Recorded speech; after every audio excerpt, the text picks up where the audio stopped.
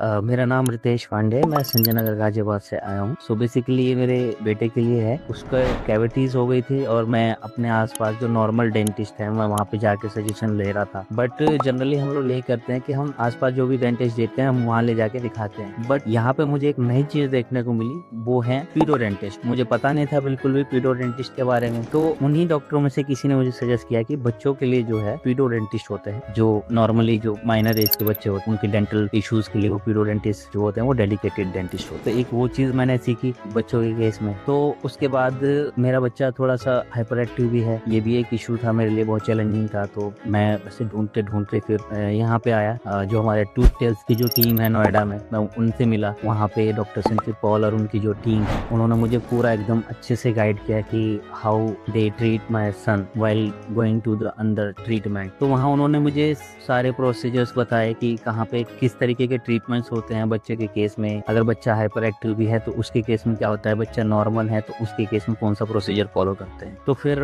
उन्होंने फिर मेरे केस में जो उनका जो सबसे लास्ट वाला ऑप्शन था वो दिया मुझे कि बच्चे का ट्रीटमेंट जो है होना था वो अंडर जीए होना था, जनरल एनेस्थीसिया टीम के सुपरविजन में। तो फिर उन्होंने पूरा अच्छे से मुझे समझाया, पूरा प्रोसीजर समझाया और फिर उन्होंने मुझे बताया कि बच्चा जो है वो वन शॉट यानी एक बार एक दिन एडमिट होगा और फिर उसके सारे इश्यूज रिजॉल्व हो जाएंगे। बेसिकली जो मेरा बच्चा है उसके 4 दांतों में कैविटीज थी जिन पे फिलिंग होनी थी, क्राउन चढ़ना था और उसका एक माइनर सा सर्जरी भी होनी थी टंग का ही। तो उन्होंने फिर मुझे गाइड किया अच्छे से, फिर मैं समझा सारी चीजें, फिर बच्चे को एडमिट कराया और विद इन 2 आवर्स और 3 आवर्स की सर्जरी में वो सारी प्रॉब्लम्स उन्होंने रिजॉल्व कर दी। नाउ मैं उनके पास जो भी वो सजेस्ट करते हैं, जब भी बुलाते हैं, अपॉइंटमेंट होता है, मैं उनको फर्दर चेकअप के लिए बच्चे को लेके जाता हूं। बस कोई इशू होता है तो हम कॉल करके पूछ लेते हैं कि क्या करना है क्या नहीं, तो वो अच्छे से सजेस्ट कर देते हैं। तो एनी टाइम वो अवेलेबल होते हैं, आप जब चाहें कॉल कर सकते हैं, अपॉइंटमेंट ले सकते हैं। इसमें एक सबसे बड़ी इंपॉर्टेंट चीज मैं अपना बताऊंगा, जो मेरा पर्सनल एक्सपीरियंस था वो ये था कि मैं बहुत ही ज्यादा घबराया हुआ था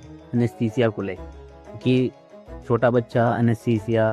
तो जनरली लोग कहते हैं एनेस्थीसिया नहीं देना चाहिए, बट मैं भी उसके फेवर में नहीं था। फिर सर ने मुझे बताया, सारी चीज़ें समझाई और फिर मुझे कॉन्फिडेंस आया। सर ने जो भी मुझे बताया पूरी ट्रांसपेरेंसी रखी थी सर ने, तो उसके बाद मुझे थोड़ा सा अंदर से कॉन्फिडेंस आया और फिर मैंने ओके कर दिया। इन सारे चीज़ों में मैंने एक गलती की जो जनरल सभी पेरेंट्स करते हैं कि घर के गार्जियन जो होते हैं, बड़े बुजुर्ग होते हैं, वो बोलते हैं कि दूध के दांत है टूट जाएंगे, और हम माइनर से कैविटी को मिस कर देते हैं। मिस करने के बाद हमारा क्या होता है, कैविटी बढ़ जाती है। अब इस बीच में कोई ये नहीं बताता कि वो दांत टूटेंगे कब। तो उससे क्या होता है, केस बढ़ जाता है, बच्चे को पेन होता है, वो फोकस नहीं कर पाता है और फिर हम पेरेंट्स तो अंधेरे में रहते हैं कि ना हुआ। जब केस बिगड़ जाता है तब हमें कुछ दिखाई देना बंद हो जाता है कि इसके आगे क्या है। तो प्लीज मेरा बस यही है एक्सपीरियंस कि केस बिगड़ने से अच्छा है एक बार जब भी डाउट हो तो प्लीज एक बार जाके विजिट करें, डॉक्टर से मिलें और बच्चों के केस में स्पेशली पीडोडेंटिस्ट को प्रेफर करना। प्लस आप आसपास के लोगों पे कम ध्यान दें, क्योंकि सब कहते हैं एनेस्थीसिया सही नहीं होता। तो एक बार प्लीज डॉक्टर से कंसल्ट जरूर करें। उनके अंडर ऑब्जर्वेशन में जो भी चीजें होती हैं वो अच्छी होती हैं। तो लोगों के सुनने से अच्छा है आप अपने पीडियोडेंटिस्ट के सुने।